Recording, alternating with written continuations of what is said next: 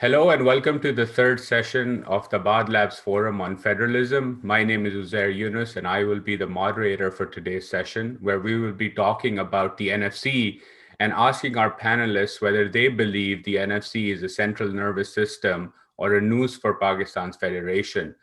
As many of you may already know, the 7th NFC Award increased the size of the divisible pool, transferring a majority of resources from the federation to the provinces and introducing a more equitable horizontal distribution of resources in the country. But a decade later, we've seen that there are visible strains, both at the top and at the bottom of the pyramid.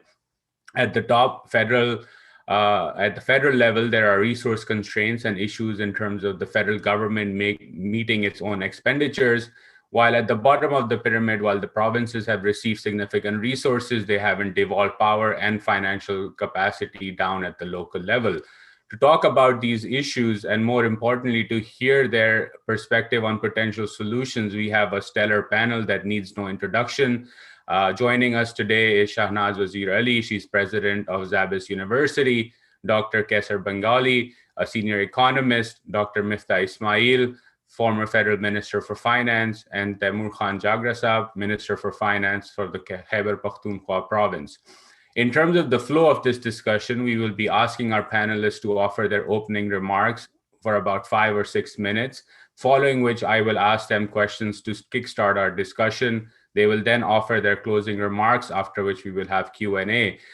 So let's get started. And I apologize for the delay today. We've had some technical issues on the back end, so thank you for your patience.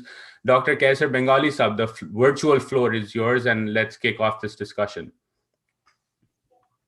Thank you very much, and greetings to all the panelists. I would like to make 2 corrections to your statement. The size of the divisible pool did not increase with the 7th NFC Award. The size remained the same. The other is that provincial revenue generation has not been unsatisfactory. In fact, it has been more satisfactory than the Federal Board of Revenue performance. With that, I would say that the federal government has been complaining about a fiscal crisis that it is facing, and it is blaming NFC and the provinces for it. My view is that the federal fiscal crisis is a federal government's own making. You know, when the NFC was being negotiated over a period of 5 months, between August and December 2009, the Constitution Committee was also meeting, deliberating on the 18th Amendment. And we knew that a decision has been made to abolish the concurrent list. There was complete unanimity on that. So given the fact that federal functions would be reduced and provincial functions would increase, the ratio between the federal government and the provinces was changed in favor of the provinces. There was a logic to that change. And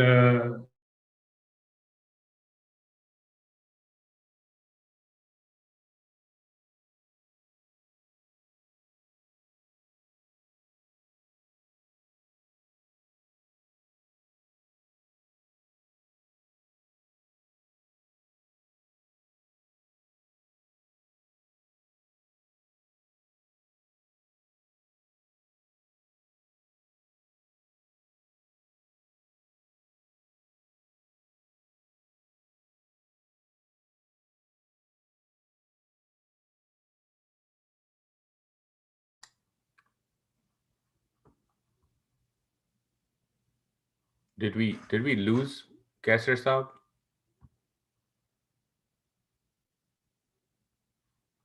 I think we did.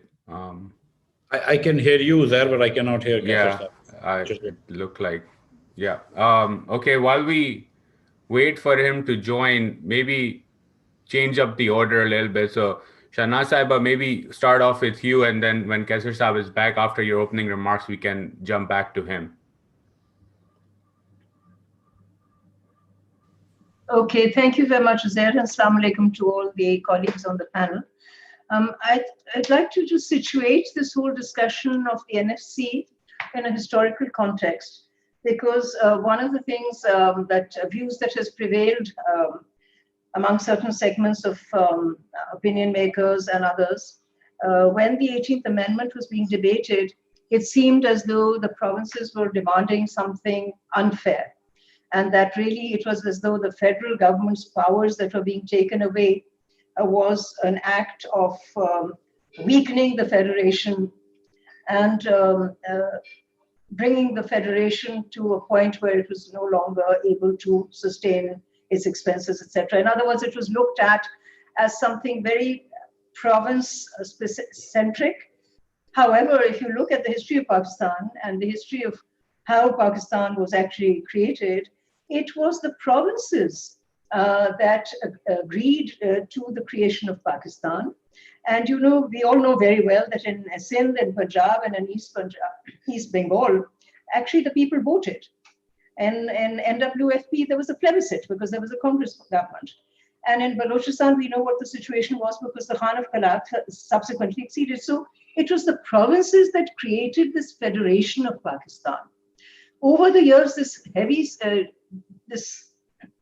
concentrated centralist tendencies, which gave enormous powers to the federation.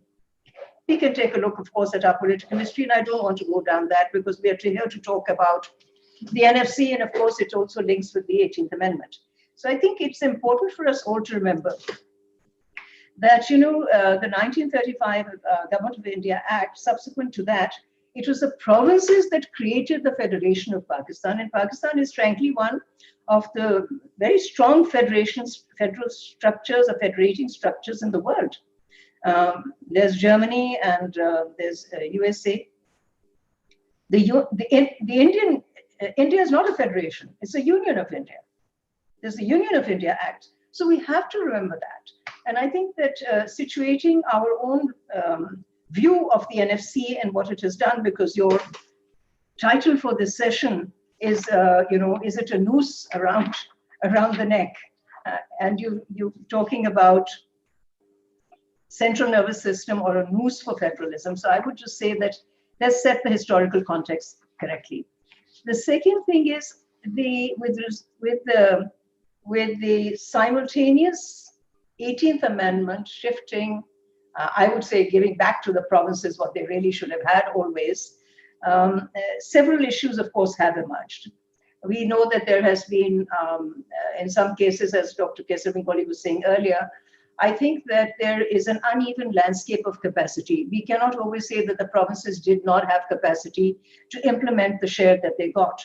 And of course, the share that they got had been increased. It went up to 57.5%. And it was based on the ratio of population, poverty, revenue collection, and inverse population distribution. But to say that the provinces did not have enough capacity, and therefore the NFC award needs to be renewed because it is actually stifling the federation, I don't quite agree with that.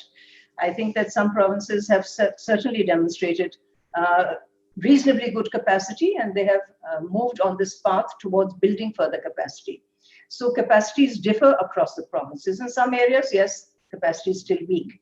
But my question would be, if you look at Pakistan and its socioeconomic indicators, in particular its human development indicators, with the concentration of the federal pool, which the federation has had for something like 6 decades, 7 decades, where did we stand? So it isn't as though the federation, with this concentration of power in terms of its funding and the decisions around that funding,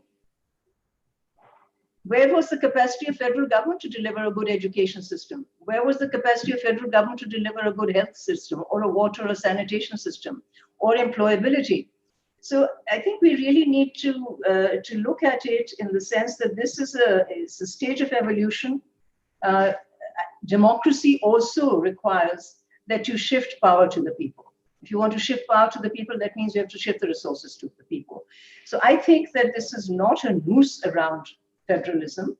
This is actually reinstating the original concept of federalism, where the provinces had given certain powers to the federation, and now the provinces are exercising those powers. There are several other issues, of course, that come up when we talk about the NFC. I think, frankly, although there is a much better formula on the basis of which this distribution of the total resource generation takes place, but maybe we need now to look at it and further identify areas where they're based on need. Those areas which, as you know, in Pakistan, there are certain districts that have been identified against a set of poverty indicators as those that are most in need of investment. So there should perhaps be, I would say, as a social development person, that there needs to be a prioritization of certain areas in the social sectors like delivery of basic services.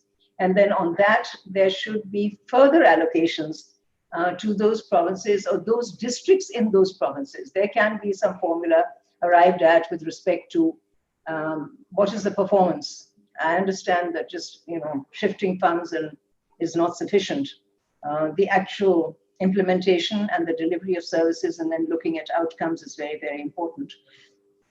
So with respect to the taxation and revenue generation, I think perhaps Ismail Miftah Sahab and the finance minister from KP would be able to throw more light on it. But I look at the Federation's resources with respect to how are they addressing the basic needs of the human population.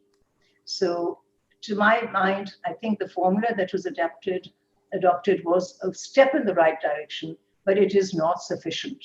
You still have pockets of deep poverty. You still have many areas, and I'm not talking just about one province like Balochistan.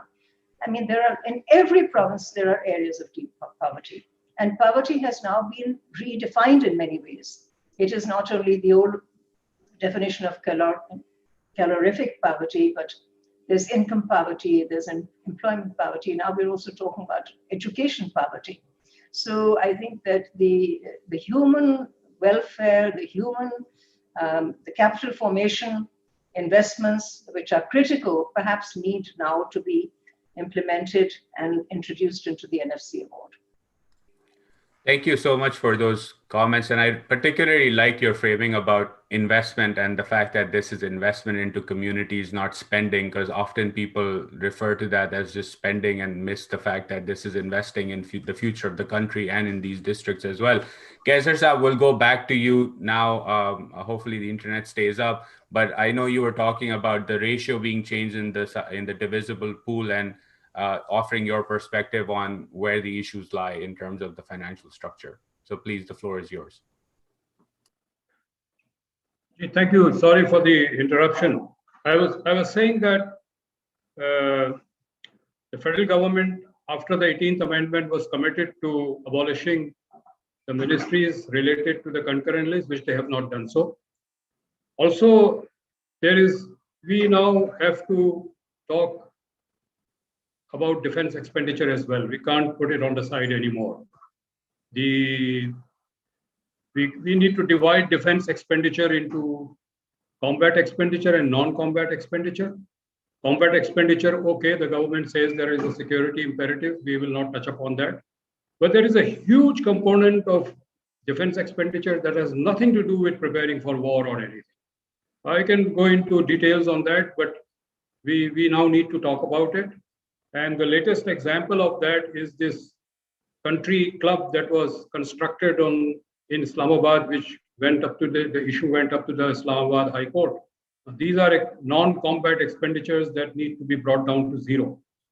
The other way of improving federal fiscal finances is to raise taxes. That they have been unable to do. And I would believe that they will remain unable to do because the country's economy is very weak. And the potential for more tax generation is simply not there. The government and the FBR is trying extortion tactics to generate tax out of the economy, but it will only sink the economy, sink businesses more if they are any more harsh. So the solution just lies in reducing non-development and non-combat defense expenditure. This is what they have to do if federal fiscal balance is to be maintained. I'll stop here. Thank you so much. And I think your point on, what the Federation needs to do is a good segue to a former finance minister of the Federation itself, Dr. Miftah Ismail Saab. So Dr. Saab, the floor is yours, but in particular, would love for you to touch upon this issue of the federal government and how do you deal with a shrinking pie or a stagnant pie given the economic situation in the country? Bismillah ar-Rahman ar-Rahim. Hello and salam alaikum to all participants. Thank you, Uzair, for giving me, and thank you, Tabadlab, for giving me a chance to speak here. मैं सोचता हूँ कि division of labour इस तरह होना चाहिए कि क्योंकि थोड़े से मुझे historical perspective madam Shahnaz Wazir Ali साहिबा ने दिया है एक बात कैसर बंगाली साहब ने करी, तो मैं थोड़ा सा उसको नंबर्स डाल देता हूँ कॉन्टेक्स्ट में डालने के लिए, and then I will also express some views when I get a second chance, but let me put some perspective here. The issue, the fundamental issue is that the government of Pakistan, the federal government plus all the 4 provinces together, for the last 2 years has been running about a deficit of about 8.8%, 9.1% in PTI's first year and 8.6% in the second year. Even in our last year, we ran a deficit of 6.5%, which is quite high, and it's higher than our growth. तो एक मसला तो ये है कि हमारा federation का deficit जो है वो सबका बहुत ज़्यादा, सब मिलाकर बहुत ज़्यादा है. उसका मकसद, उसका एक वजह ये है कि हम इतना टैक्स नहीं जमा करते जितना हमारे अखराजात हैं. हमारे अखराजात जो हैं फेडरल गवर्नमेंट के मिसाल के तौर पे तकरीबन 7500 अरब रुपया हमारा खर्चा है, और उसके अंदर मैं आपको ऐसे बता दूं कि तकरीबन 3000 अरब रुपया लग जाता है आपको डिफेंस और ग्रांट्स वगैरह के लिए, सब्सिडीज़ वगैरह के लिए. डेट सर्विसिंग 3000 अरब रुपए की हो जाती है. आपका टोटल करंट गवर्नमेंट जो है वो 500 अरब रुपए में चलती है. पेंशन मिला लें, पुरानी पेंशन ले लें तो 1000 अरब रुपया वो हो जाता है. तो सब मिलाकर ये 7500 अरब रुपए खर्चा हो जाता है. अब आपका रेवेन्यू कितना है इस साल? मिसाल के तौर पे अगर आपने बहुत जमा कर लिया फेडरेशन में तो 4500 अरब रुपये आप टैक्स जमा करेंगे, 500 अरब रुपये आप जमा कर लेंगे non tax revenue which is state bank के प्रॉफिट्स वगैरह, और 500 अरब रुपये लेवी पे आ जाएगा. ये 5500 अरब रुपए होंगे जिसमें से 2700-2800 अरब रुपए आपको सूबों को देना पड़ेगा. तो आपके पास 2800 अरब रुपए रह गए, आपके पास 3800 अरब रुपए हुकूमत फेडरल गवर्नमेंट के पास आ गया. आपका डेफिसिट भी तकरीबन 3800 अरब रुपए का हो जाएगा. सूबे 200-400 अरब रुपए का सरप्लस दे देते हैं तो आपका डेफिसिट 3500-3400 अरब रुपए पे आ जाएगा. सो जो असल मसला है वो इतने पैसे नहीं है. सूबे कितना टैक्स जमा करते हैं? सिंध हुकूमत जो है वो 220 अरब रुपया जमा करती है, पंजाब हुकूमत तकरीबन 290 अरब रुपया जमा करती है, केपी की हुकूमत इस साल शायद 32 अरब रुपया जमा करेगी, और बलूचिस्तान की हुकूमत सिर्फ 10 अरब रुपया करेगी. अब जब से NFC आया है उसमें हुआ यह है कि आपके सूबों के कहते हैं कि अखराजात बहुत बढ़ गए हैं. सूबों ने ज़ाहिर है उनके पास कुछ पैसे आ गए तो उन्होंने चीज़ें फैला ली, कुछ रिस्पॉन्सिबिलिटीज़ भी आ गई. फेडरल गवर्नमेंट के एक्सपेंस तो आप कम नहीं कर सकते, तो वो कम हुए नहीं. कम कोई लीगल रीजन होते हैं, you can not even let go for employees, and then there are other expenses, defence and उसको डिफेंस एंड डेट सर्विसिंग जिसको आप कम नहीं कर सकते. सो आपका एक बुरा हाल हो गया. अब if you go to federation कि फेडरलिज्म किस तरह होता है, जो दुनिया में फेडरलिज्म की तारीफें होती हैं उसमें ये होता है कि आप ना सिर्फ खर्चा और अथॉरिटी दें सूबों को, और इनफैक्ट उसके बाद सूबों ने ज्यादती करी है. सूबों ने लोकल गवर्नमेंट को 2 साल से बैन रखा है, ना सिंध ना पंजाब किसी ने नहीं करा. सबको सूबों को पहले नीचे लोकल गवर्नमेंट तक हकूक देने चाहिए. तो दूसरी चीज़ ये होनी चाहिए कि सूबों को फिर अगर खर्चा कर रहे हैं तो अपने रेवेन्यू भी बढ़ाना चाहिए. अपना रेवेन्यू बढ़ाने के लिए फिर इनके पास इजाज़त होनी चाहिए कि टैक्स जमा कर सकें. अब फेडरेशन ने अगर इनकम टैक्स भी अपने हाथ में रखा हुआ है, सेल टैक्स भी अपने हाथ में रखा हुआ है, तो फेडरेशन फिर सूबे कहाँ से टैक्स लेके आएंगे? तो अगर आपने NFC में बैठना है और NFC को थिंक करना है, इसके बारे में सोचना है, तो फिर आपको ये भी सोचना होगा कि तमाम पाकिस्तान में तालीम जो है, तमाम जो सेहत के अखराजात हैं वो सूबे करते हैं. सो आप सूबों को भी एकदम बैंक्रप्सी के नहज पे नहीं ले जा सकते, लेकिन आपको थोड़ी सी रिस्पॉन्सिबिलिटी सूबों पे ज़रूर डालनी होगी कि आप थोड़े से पैसे अपने खुद रेस करें, कुछ टैक्सेस उनके उसमें दे दें, ताकि कोई एक साथ साथ ये तवाज़ुन रहे कि जहाँ पे आप खर्चा कर रहे हैं. अगर बलूचिस्तान हुकूमत मिसाल के तौर पर 300 अरब रुपए का करंट एक्सपेंस कर रही है और 200 अरब रुपए का एडीबी कर रही है, तकरीबन 450-500 अरब रुपए का खर्चा कर रही है और 10 अरब रुपए टैक्स जमा कर रही है, 15 अरब रुपए नॉन टैक्स जमा कर रही है, तो बहुत ज्यादा फिर आप मतलब टैक्स की रिस्पॉन्सिबिलिटी नहीं ले रहे, सिर्फ खर्चा कर रहे हैं। ये तमाम हुकूमत का ऐसा हाल है। तो थोड़ा सा सूबों को भी, मतलब ये हर चीज कह देना कि सारा फेडरेशन का कसूर है, ये बात सही नहीं है। थोड़ा सा सूबों के ऊपर भी, टैक्स के ऊपर भी जिम्मेदारी डालें, उनको नए टैक्स की भी अथॉरिटी दें, इसके बारे में बैठ के सोचें। It should not be us versus them वगैरह, it should be a combined approach where you want to do 2-3 things. You want to make sure that education and health are still being able to be delivered to the people. तो वो आपको सूबों को liquid रखना पड़ेगा, आपको federation को भी लिक्विड रखना पड़ेगा, और आपको इस किस्म के टैक्स की डिस्ट्रीब्यूशन होनी चाहिए, टैक्स लेविंग अथॉरिटी की, कि कुछ सूबों को टैक्स देंगे, आप सेल टैक्स जमा कर लें। अब पूरी दुनिया में जो है अजीब सी हमने यहाँ पे चीज़ कर रखी है कि सर्विसेज जो है हमने सूबों को दे रखी है सेल टैक्स की, लेकिन गुड्स जो है वो हमने फेडरेशन को दे रखी है। हिंदुस्तान में इसका उल्टा है। तो इसके बारे में कुछ ना कुछ सोचना पड़ेगा कि क्या सूबों को आप इनकम टैक्स करने देंगे, और इन चीज़ों को सोचना पड़ेगा, और उसके बाद इसको एक जामिया वो करना पड़ेगा। अगर हम सिर्फ एक सूबे का पर्सपेक्टिव ले लें, जो कि कुछ लोग लेते हैं, तो वो भी गलत है, और एक सिर्फ हम फेडरेशन का पर्सपेक्टिव ले लें, जो कि कुछ लोग लेते हैं, वो भी गलत है। आई थिंक दोनों को मिलकर बैठना पड़ेगा और इसको कुछ ना कुछ करना पड़ेगा। It can be a noose around the neck, but it really is the life blood. You can not and you must not deprive provinces of their rightful share, and I agree with madam Shahnaz Wazir Ali कि हमारी जो federation है वो सूबों के ऊपर वो है, इकाइयों के ऊपर बनी हुई है। तो लेकिन एट द सेम टाइम अगर हम फेडरेशन को एकदम वीक कर देंगे तो वो नहीं है, तो तवाज़ुन रखना जरूरी है। शुक्रिया। Thank you, Miftah Saab. And I think some important points raised here in terms of building capacity at the provincial level to raise taxes. So I think that's a good segue to Minister Jhagra Saab in terms of offering his perspective on this topic, but also how the KP province has dealt with this resource constraint and how it has managed to raise both spending as well as revenue. So Jhagra Saab, the floor is yours. We're sorry, the Minister for Finance isn't currently in right now. He's on his way. So if you could please go to a couple of other participants. As soon as Mr. Jhagra joins, we can resume. Okay. Kaiser Saab, I'll switch to you as I'll pose this question based on Miftah Saab's comments, which is that, you said raising economy is weak, FBR using extortionary tactics, and taxes cannot be raised. I will push back a bit on this by using a stat that I have put together a few months ago, is that if you just look at Sindh alone, the property tax raised in the province of Sindh is less than the property tax raised in just the Indian city of Pune, which is not a huge city. So shouldn't we be asking provinces to build their capacity and start taxing both wealth and property in a way that they can sustainably meet their own spending? I maintain my position that the capacity of the Pakistani economy to generate more taxes is very, very weak. If you charge more indirect taxes, businesses will begin to close down. They're already beginning to close down. Direct tax, it's very popular to say that the rich are not being taxed, that agriculturists are not being taxed, that property owners are not being taxed.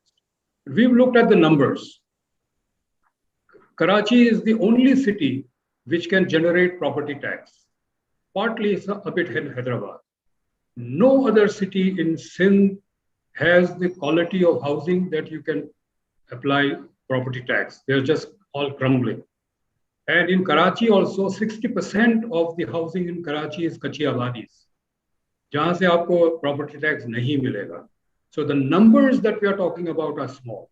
Similarly, income tax or even wealth tax, the number of the rich in Pakistan is very, very small.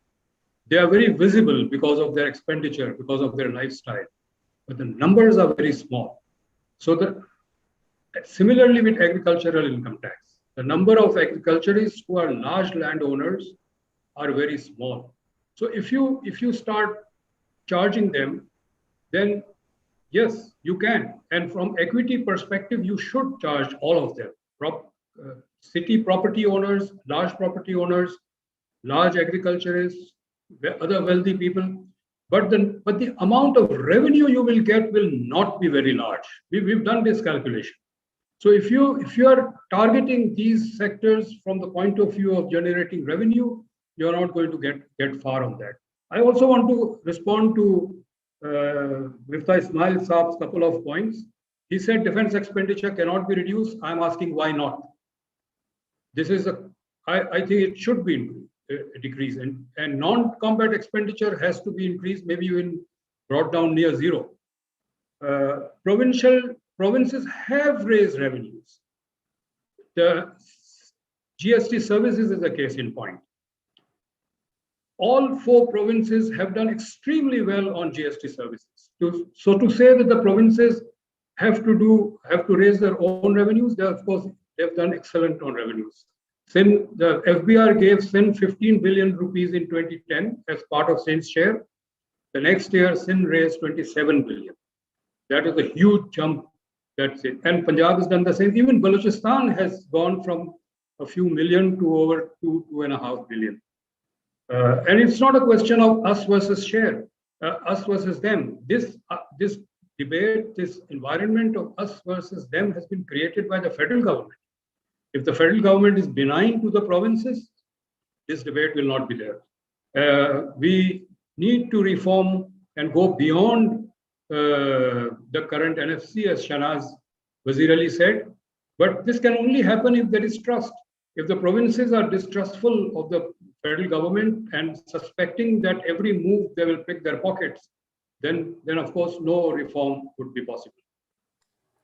Thank you. And Shahnaz Sahib, I want to bring you in here, particularly around your point of, the fact that this is an evolutionary process. And part of the evolutionary process, just anecdotally, one example is the urban Karachi versus Sindh debate, which is that the resources are not being devolved down to the district level or to the city level in the way that they should. How should the provinces think about devolving not only powers, but also finances down to the grassroots level? Because if the federation rests on the provinces, then the provinces also rest on the grassroots communities that are part of that province, but we haven't seen that devolution. So what are your thoughts in terms of the next step of this evolution? Thank you very much, Uzair. Clearly, the process is supposed to devolve to district governments, and we have not done that last stage. It is, in my belief, it is really important that the delegation and the devolution of powers from the federation to the provinces needs to go to its logical conclusion to the district level, and I would say in certain areas to the sub-district level, which has not happened across the country. And it really is imperative that we work on that, and we do that at the earliest in all provinces through a systematic approach. So as a principle, I do believe that the responsibilities and the authorities for decision-making should be with the district government. And I know the old principle is also कि अगर आप हमको इख्तियारात दे रहे हैं तो फिर आप उनको जिम्मेदारी भी दें. आप इख्तियारात अगर डिस्ट्रिक्ट गवर्नमेंट को देंगे कि आप अपने स्कूल बनाएं और जिधर आपकी मर्जी है हेल्थ सेंटर्स बनाएं और जिस तरह आप चाहते हैं अपनी डिस्ट्रिक्ट के लिए आप वो सहूलतें दें, तो फिर हम कहते हैं कि फिर ठीक है, फिर आप वो रिस्पॉन्सिबिलिटी भी लें, वो जिम्मेदारी भी लें कि आप अपने रेवेन्यू जनरेशन भी करें. But I think we have to look at this a little bit differently. देखिए पैराडाइम यहाँ पे ये है कि some districts are better able, obviously this is a fact, to raise revenue than other districts. So within the province, at one time, perhaps you will all remember, there was this discussion that while there is this compact, which is the NFC between the provinces and the federation, the federal government, there needs simultaneously to be a compact between the provinces and the districts.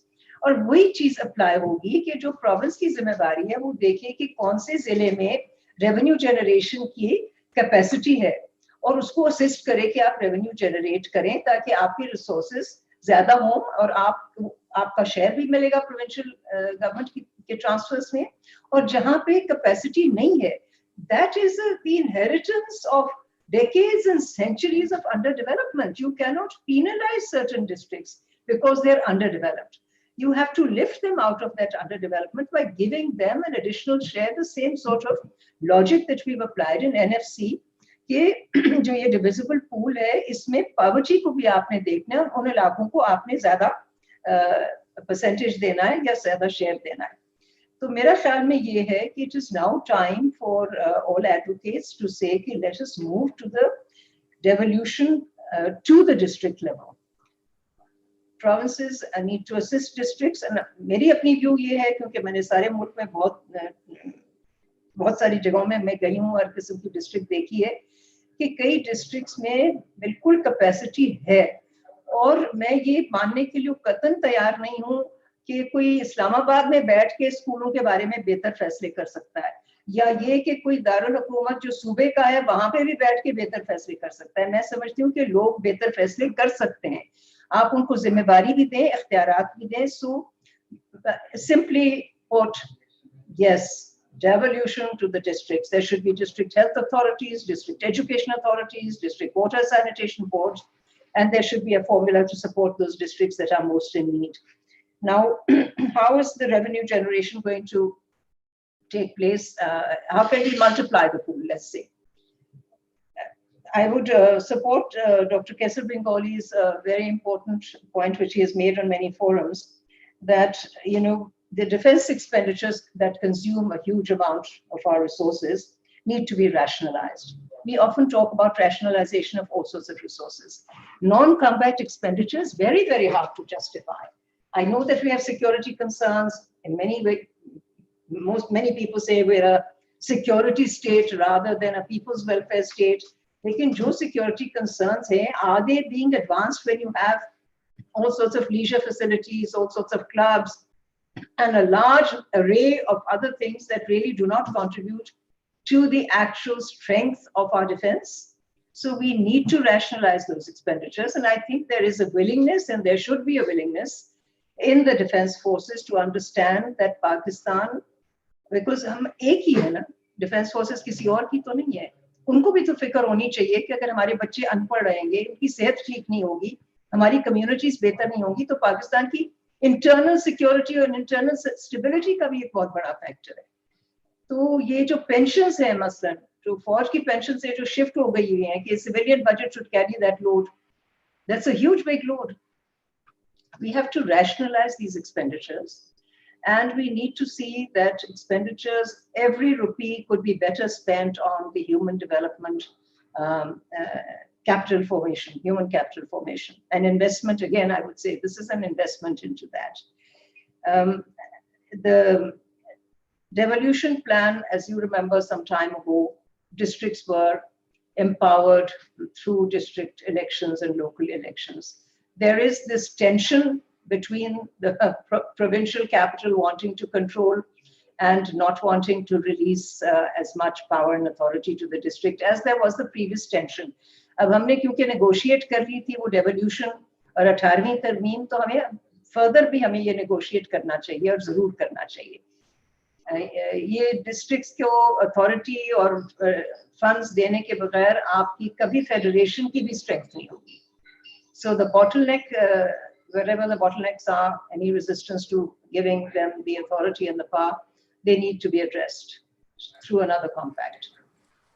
Thank you so much. And I see that Minister Jhagra has joined us as well. So Minister Saab, welcome to the discussion. We've been having a back and forth in terms of the responsibility, both in terms of raising revenues and devolving power to the district level as well. So would love you to draw you into this discussion and hear your perspective on, from the KP perspective, how has the post-NFC journey been, both in terms of, you know, empowering and developing human capital, but also raising the revenues to meet the needs of these investments?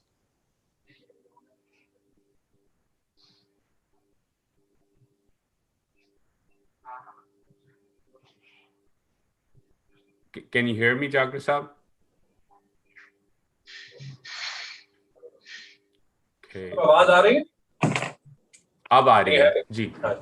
So I apologize for the delay. There's a very distinguished panel here, and it's wrong of me to keep them waiting. I was stuck in a meeting that I couldn't get out of, and it had a lot to do with the money issues.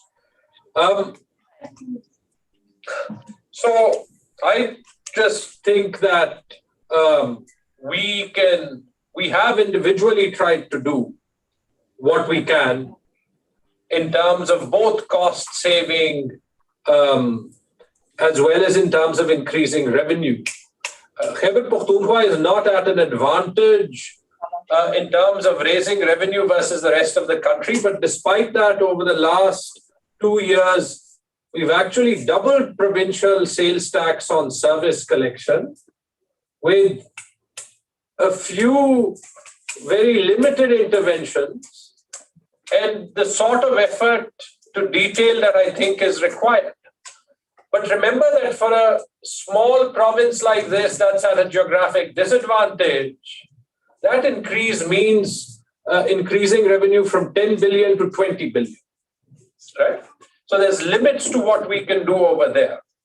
We've also tried to make massive reductions in costs. We're the only province that has taken the decision to increase the retirement age, and that increases fiscal space by about 20 billion a year. And I think it's the sort of decision-making that we need to do more of, and we need to do more of together so that it's palatable to the entire country, right? But despite, and in terms of social sector spending, I think you can argue with what different provinces have or haven't done, but I think it's a fact that a lot of the spending on the social sector, I was listening to the point Ms. Shahnaz Wazir Ali was making on devolving financial authority and accountability. A lot of the investment in health and education, and there's a lot that continues to need to be done in health and education, has actually happened post 18th Amendment, right? In all of the provinces, because you're simply closer to the ground, right? But that still doesn't mean that we don't need to make trade-offs. And that as far as the NFC is concerned, that we don't need to try and break the mold and do something that is a win-win for the federal government as well as for the provinces. Look, I just think that there's a danger that we're caught in the sort of center versus provinces debate, or which province actually needs funding more. But I think that we're missing the picture that unless we try and huddle together and solve this in the room in a way that everyone walks out satisfied, remember that every individual entity has the ability to walk away, and that means that we will have the same NFC that we have today. So I think we can debate the formula, and I think that there are issues with the formula. The one thing that I want to say on the formula is there will be two ways of doing this. The traditional way, or trying to really think out of the box on how can we make sure that we measure what every federating unit is getting in a different manner, but we do need to solve issues. I think we've taken certain very simplistic solutions. I'll give you an example. There is a portion of the NFC formula that's given to revenue generation, but it's not based on provincial revenue generation or the increase in provincial revenue generation. It's based on, and it's not even based on the concept of fiscal equalization. So you're trying to compensate the parts of the country that are not endowed either from a population or a geographic perspective to raise revenue. It's based on FBR collection in the 4 provinces. Right now, remember that all the corporates are headquartered in Karachi, Lahore, Islamabad, and they pay income tax over there, but they also draw revenue and profit from Khyber, Pakhtunkhwa, and Balochistan. I'm not just saying this as a Khyber Pakhtunkhwa finance minister, but that's surely the wrong way, because that is simply in the way that revenue collection is happening, and I think it's a fantastic potential indicator. It's actually a compounded way of trying to give resources proportional to the population and giving resources with a multiplier effect to the richer parts of the federation, right? Without measuring their own contribution to that. The other part is we've also got to go and collectively solve federal issues. And 2 points on that. I'm a bit disappointed that no one, and none of the other 3 federating units have solved with us the issue of how to compensate for FATA, and I will deliberately call it FATA for the reason that FATA stood for the federally administered tribal areas, which meant that it was the responsibility of the entire federation, right? But today, not only is Khyber Pakhtunkhwa bearing the cost and the responsibility for developing the former tribal areas, I think a genuine case can be made for the fact that the tribal areas sadly are contributing part of their funding to the other provinces because the population of the tribal areas, whether by the 2017 census or the 98 census, is not being factored into the formula. If we cannot get together as a country and solve this issue, then I'm sorry, but that reflects very poorly on all of us, right? The second point that I want to make is that indeed, I think that part of solving this conundrum, we have to realize that the issue is not, and here I talk primarily of the vertical distribution, this is not an issue of whether the federal government needs more resources or the provincial government need more resources. We all do.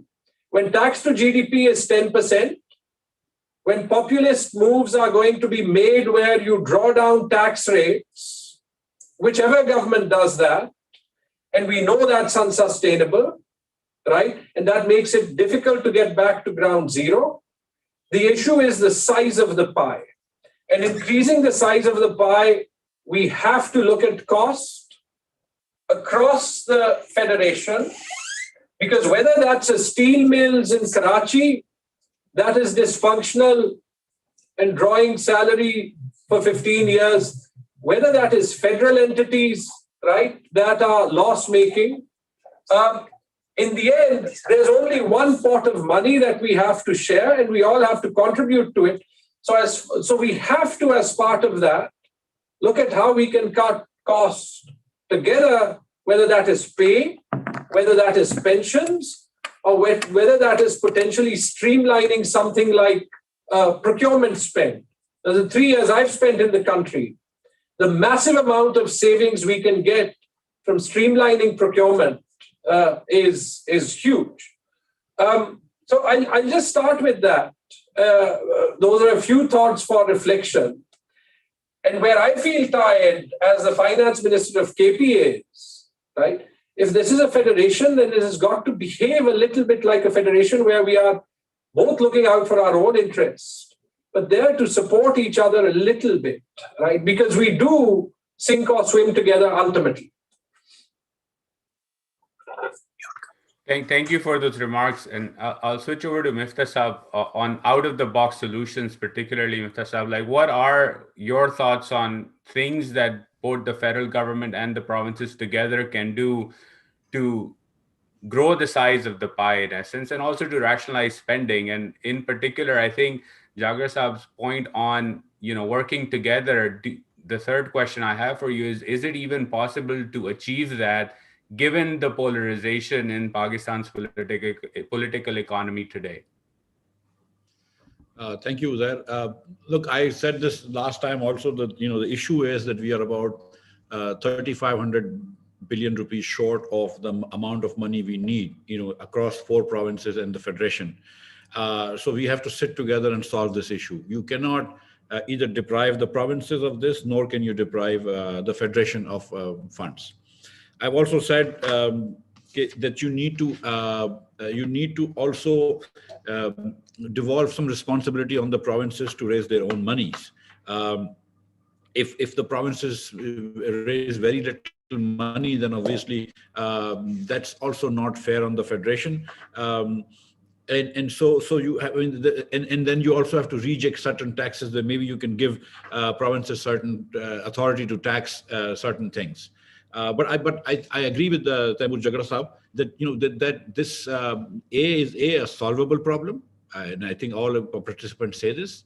And B, it's something that you need to sit together and decide, and you need to have an out-of-box thinking. Now, I've actually always thought, for instance, that property tax is very, very underutilized in Pakistan. I mean, and the provincial tax numbers, no matter what you say, are really not not encouraging at all. I mean, the total provincial, taxes.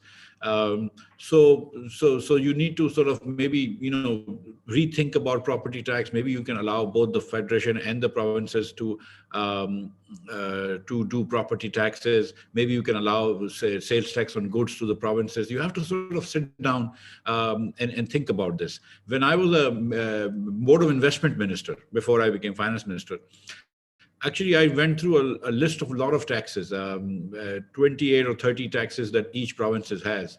And some of these taxes were not even a few 100 million rupees, And so I wrote to the chief secretaries of all 4 provinces to actually get rid of some of these taxes. If you're going to only raise like 10 million rupees a year, why have these taxes? But, but nobody ever listened. So that was just to improve the, business environment. I think that we should have few taxes, but the taxes we should try and collect. And what Madam Shahnaz Wazir Ali Sahiba said, I think is absolutely true. This has to be devolved to local governments, to districts, to provinces, to divisions, to districts and divisions. And I think that the provinces keeping these local government functions to themselves is completely negating federation. And so you cannot talk a good game in Islamabad and talk about, federation and federalism and NFC Award, and then go back to your respective provincial capitals and then not give their due shares to the provincial governments. I would just note that, Jhagra Sahib was, I mostly agree with what he said. But the 2 or 3 problems that he mentioned are problems that he's having. So obviously, if you sit with, like the tax on provinces and things like that. Now, if you sit with the Punjab finance minister or the Sindh finance minister, they would also talk about their own thing. But just the thing is that, you take these 4 of these provincial finance ministers plus the federal finance minister, shut them in a room and say that you're not going to come out unless you solve this issue, and don't give them food, and eventually they'll come out and solve this issue. But this really, I think this 8-9% federal budget deficits that we are having for the last 2 years, and even 6% that we were having, in my year and in the years before that, that's not sustainable. We need to bring Pakistan's total budget deficit down to 4% of the GDP, certainly slower than our economic growth, and so these people have to be pushed in the room. I want to say one thing on FATA that we talked about. FATA needing 1,000 billion rupees at that point when this FATA was being merged. There was a committee of Sartaj Aziz and Zahid Hamid and others who recommended that.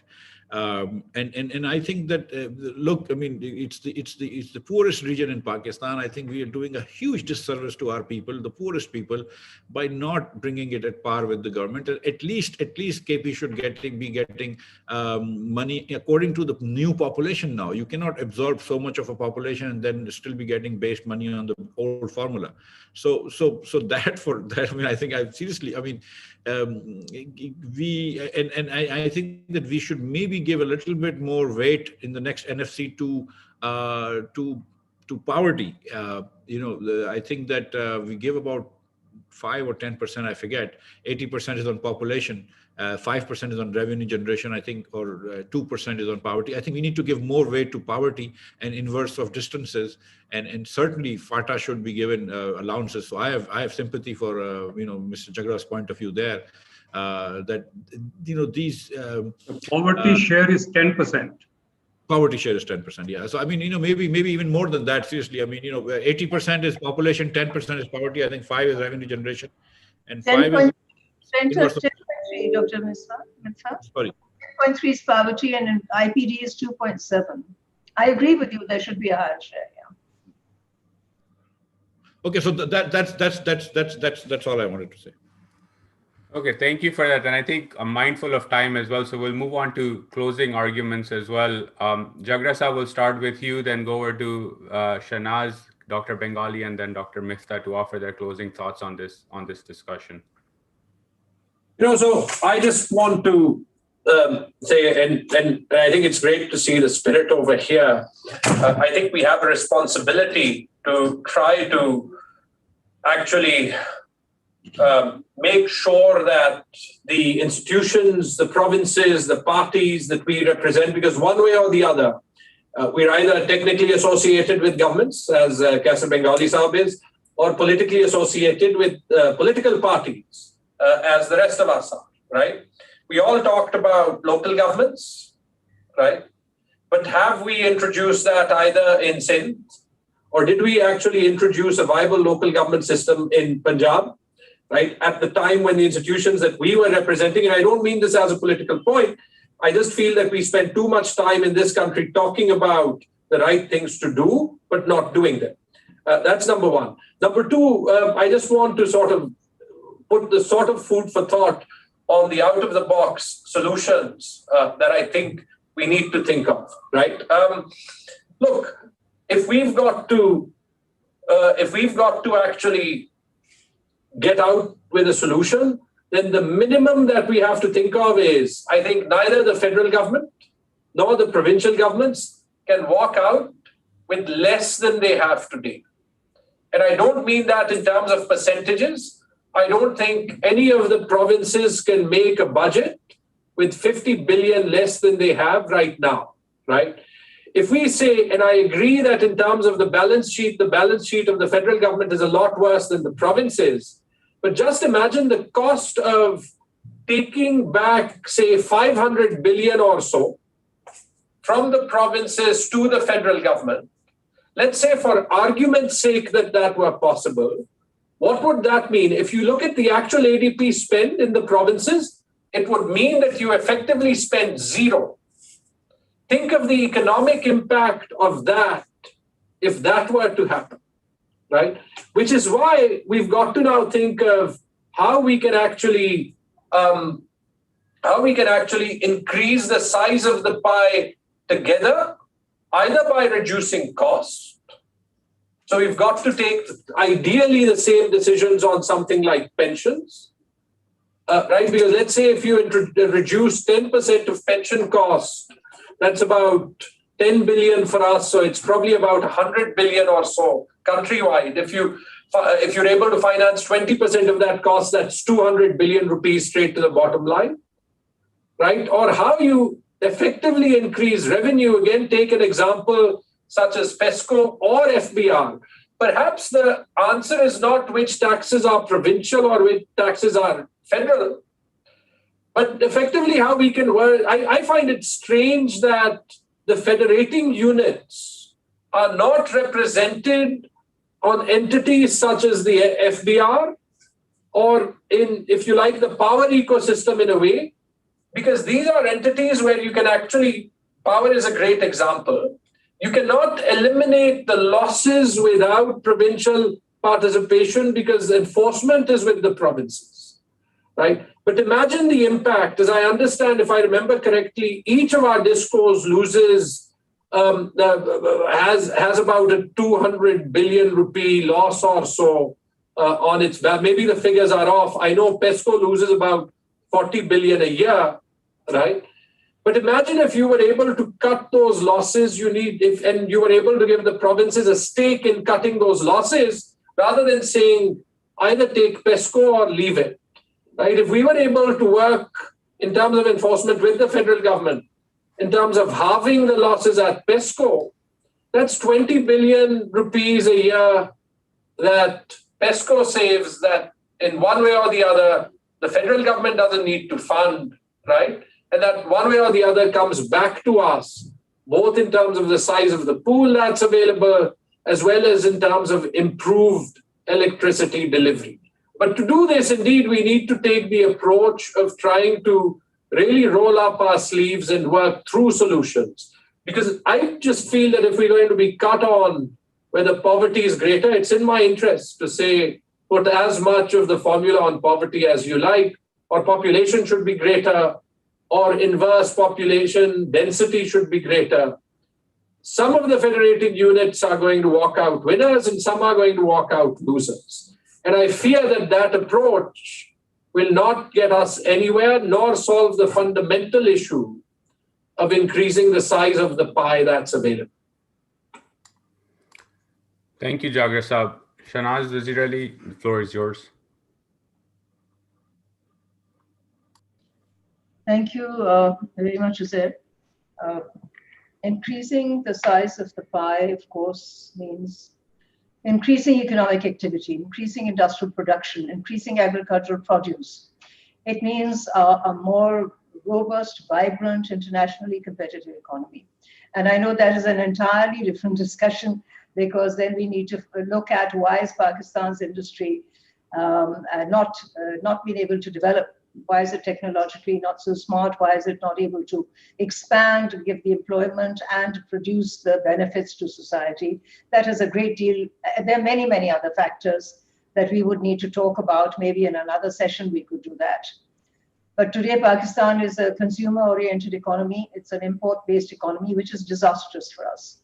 Other countries have invested in education and skill training, etc., to be able to allow their economy that sort of growth and that sort of productivity. When you have economic productivity and growth, obviously you're able then to charge the taxes which are necessary for the welfare of the people. So I think the discussion, of course, as Jhagra Sahib has said, and I think all our speakers have said, is much larger than this very clinical formula of what is the NFC based on. Now, these larger looming economic questions over us have still not been settled, and in the sense that they have not been addressed adequately. We have been talking about state-owned enterprises, a big drain, inefficient, rent-seeking, corrupt, poor practices, bad management, bad governance, lack of accountability, and still we have, I don't know how many, 200 plus or something like that, SOEs still strapped as liabilities. Similarly, the Privatization Commission, it is a sort of a roller coaster ride for it. It suddenly jerks into some activity and decides in certain political tenures to become very active and dispose of assets, and others, then it becomes quieter. The formulas for that privatization, of course, are very politically, they elicit a very strong political response, because there is a view that privatization doesn't mean that you just throw away your assets into a private capitalistic, raider who comes into Pakistan. You need to have the formula which allows the employees to have some sort of shareholding in those enterprises and to make them viable and also to reap some benefits. So I think that what I'm saying is that our discussion on the NFC Award expanding the pie, we all know, is much larger than just a financial discussion. I also feel that how can you spend every rupee better? How do you cut costs? Do you need to cut costs, or do you need to ensure better utilization? What is our rate of return on investment? We know what are the figures in rate of return on investment, particularly for the social sectors. I am more familiar with that. I can tell you our rate of return on investment is very poor because of the way it is structured, because we don't have transparent enough systems, and we don't have skillfully managed systems. Many of our issues are management rather than lack of financial resources. If with the same education budgets, we can do a great deal more. With the same water sanitation budgets, we can do a great deal more. So I think the quality of expenditure, the processes for procurement, expenditure spending, and accountability are equally important. Yes, the provinces will have always an uneven ability to raise the revenue and raise the taxes. Balochistan, for example, which is enormously wealthy and rich in its mineral resources, has spent decades arguing for the fact that its royalty has not been paid to it. So there are many transactional issues that we have to address. And the NFC discussion has to become larger than, as I said, just this formula. I think Jhagra Sahib, I just wanted to underline here, and maybe I don't have a good understanding of it. You are right that FATA was a federally administered tribal area, and it's our joint responsibility, because this is a historical legacy because of the Afghanistan-Pakistan situation and how the British drew the lines on the ground. But in the last census, in which you know that there was a lot of controversy, large numbers of Pakhtun communities which are settled in Karachi in particular were not counted in the census in Karachi. Afghan and Pakhtun populations were counted in FATA or in KP. And so the census showed their numbers there, but the expenditure obviously their requirements for housing, water, transport, everything were being fulfilled by the Sindh government. So, these are issues that we really need to address. The census in itself, I think, is a very, very big question mark, how it was conducted and why it was conducted in a particular way. The last point quickly is that the Federation also needs to look very carefully at its outgoing expenditure, which one thing I've mentioned, which is the defense expenditure, and then the huge loans and the debts that have been accumulated over the years. So these issues which actually transact across many other areas, Pakistan's geopolitical situation, its dependency ratio on foreign aid, foreign assistance, and we know that how much of it actually gets applied here and how much of it goes back. So this dependency on the fund, our hands now are tied with FATF. Look at the number of conditionalities that FATF is coming up with. We know that hundreds and thousands of organizations across Pakistan are now being overly regulated. With such over-regulation and such deep investigation into every organization's its programs, there is a real pushback. People are hesitant about stepping up and providing services which have any link with funding that even internal funding transfers are being questioned. So, and I think I should stop here because there's so much to discuss, of course. But I would say that the discussion around this has to be much more than just financial formulas. Thank you for that, and I agree, and thank you for bringing in bigger topics like census and the overall economic structure of the country. And Kaiser Sahab, I'll give you the floor for your closing comments. Thank you, Uzair.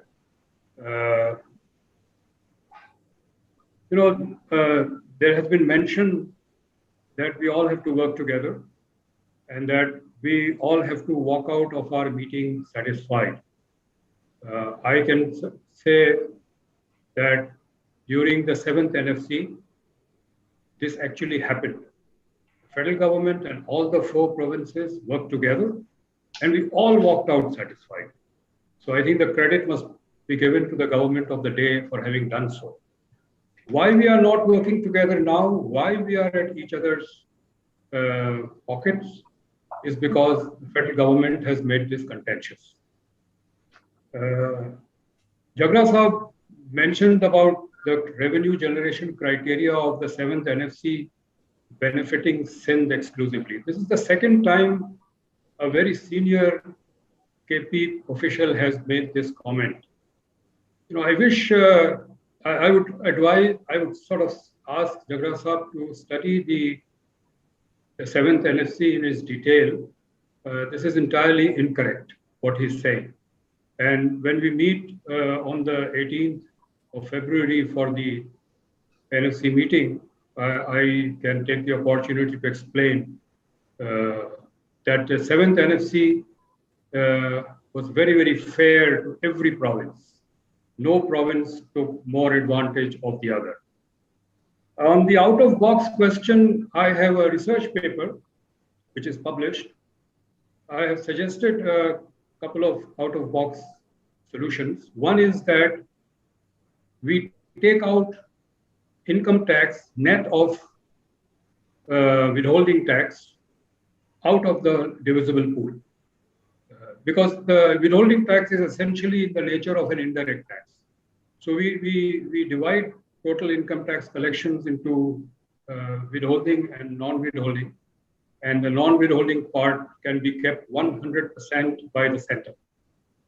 Now, because that part the center does not have to share with the provinces, its incentive to pay more attention to raising direct taxes, genuinely direct taxes, will be greater.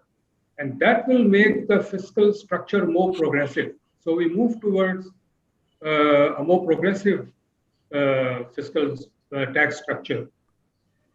The other is that a portion of the 57.5% that the provinces have, maybe 1%, 2%, 5%, must be dedicated to those districts which are low on human development. this has to be, of course, agreed in the LFC. Both these have to be agreed in the LFC, but the first part of taking income tax, direct income tax out of the divisible pool will require a constitutional amendment. So all political parties have to be on board on that. This is a subject beyond NFC. So options are there, solutions are on the table. The federal government has to just pick them up and start talking to all the stakeholders in order to move things forward. We have seen in the 7th NFC period, 5 months of intensive negotiations, 16 meetings were held, and not once there was any acrimony. No one screamed at anybody, no one showed their eyes to anybody, nobody accused anybody of anything. It was a very 5 months of cordiality. It is possible, and it is again possible. We can do it. Thank you. Thank you, Kaiser Saab. Miftah Saab, the final word on this closing remarks is yours. Okay. Let me just once again try and put some numbers so that there is some perspective on this. I think this year, Sindh government is expecting to raise 223 billion in revenues, taxes, and 16 billion in non-tax revenue, for a total of about 240 billion. But it is spending 1145 billion. So the other money, will come from federal government transfers, non-tax revenue, straight transfers and things like that. So the federal government is going to give it about 700 billion rupees. The Federation, Punjab, for instance, will only raise 390 billion rupees, tax revenues plus non-tax revenues. And it is spending 2,000 billion rupees, 2,068 billion rupees. So it's a 1,700 billion rupee, 1,600 billion rupee transfers that you're getting from federal government in different heads. KP is raising, I think, 52 billion rupees in tax and non-tax revenue, 158 billion it gets in idle profit, but it is spending also 885 billion. So again, the remaining 668 billion comes from federal government as transfers. And Balochistan is raising 25 billion rupees in tax and non-tax revenues, but has expenses of 480 billion, and the remaining money will come from the federal government. Federalism does not make sense if you only devolve authority and not devolve responsibility. Federalism means that you have to, let provinces spend the money, but also make them raise their own taxes.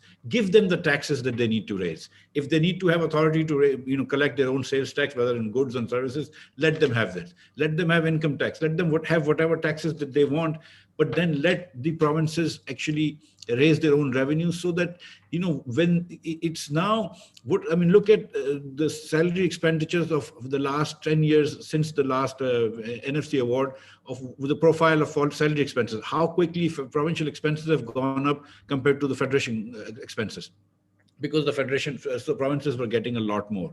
So I think that, I'm because the other three representatives here, participants here, are giving a provincial perspective. So I'm also giving a federal perspective.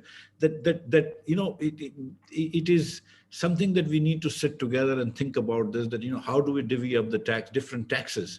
And I actually think that let's make provinces responsible for for doing some taxes. Secondly, federalism is incomplete. I would say this in every forum, unless this thing is devolved to cities, unless this is devolved to divisions and districts. You cannot talk a good game about federalism just to get money to the provinces and then not pass it on to the districts. I come from a business world, so there we don't look at inputs, we look at outputs. Nobody cares about how much money we spent on advertising. People look at how much sales we've got. So we talk about provinces spending money on healthcare and education, but we also need to see outcomes. Similarly, federal government also has to see outcomes, whether it is actually providing the services that it should. And federal government is also failing in a lot of things that it is doing. Jhagra Saab brought in the, opened the Pandora box, I should say, of PESCO and other discos losing money. Madam Shahnaz Wazir Ali talked about, other issues. So all governments really have not done a good job. Let's just be very honest about this. We need to up our game as governments of Pakistan at different levels. We need to provide better services to our people. We need to be more tuned in. And this is a math problem. This really is a math problem, and if we keep it as a math problem, we can solve it. If we make it a political problem, it will be a bigger thing. But I agree with the Bengali Saab, that Kaiser Bengali Saab, that we were able to do it in the 7th NFC Award, and I think the People's Party showed great leadership, to bring this thing. And I think that whether it remains to be seen whether this government has the vision to bring together. But the thing is that there is no choice. We are Pakistan. This is our destiny. We're not going anywhere else. It is time that we sit together and solve A, the budget deficit problem of the federation, B, without compromising the ability of the provinces to provide health and education to our children. That may be a big ask, but that's the ask that we need to make.